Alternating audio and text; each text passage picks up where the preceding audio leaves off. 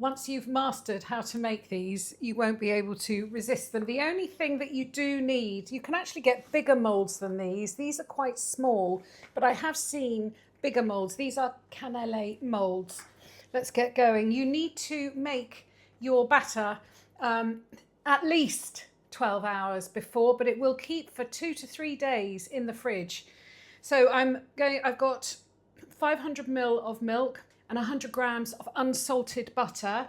You can put in a vanilla pod. I don't have a vanilla pod. I'm using this vanilla powder, so that's half a teaspoon of the vanilla powder is equivalent to a pod. I'm going to bring it to a simmer and then let it cool slightly. In here I've got 250 grams of caster sugar, 2 whole eggs and 2 egg yolks. My eggs were medium, and you want to whisk this until it becomes pale.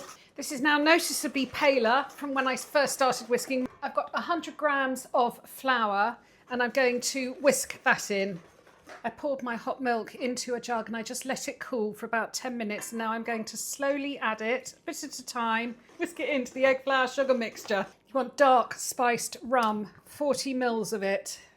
And that can get whisked in now. I'm actually going to pour mine back into that jug because that's easier to store in the fridge. I'm going to look up a cocktail to make with crack and spiced rum.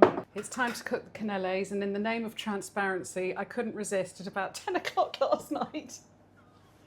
I cooked some. They're fantastic. Preheat the oven to 230 degrees and butter the inside of your silicone canele mould, and then just tip it upside down so any excess drops out. I've got a tray in the oven getting very hot.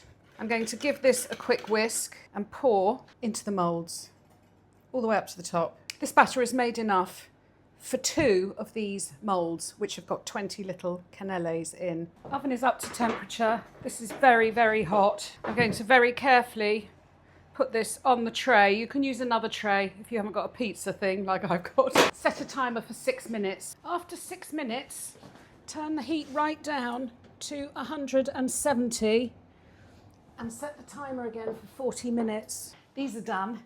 Now the hardest part of all is leaving them in the moulds to cool, and they're done. This doesn't go in the dishwasher, just wash it up in warm soapy water. Sticky deliciousness. You could gift these or you could just eat them.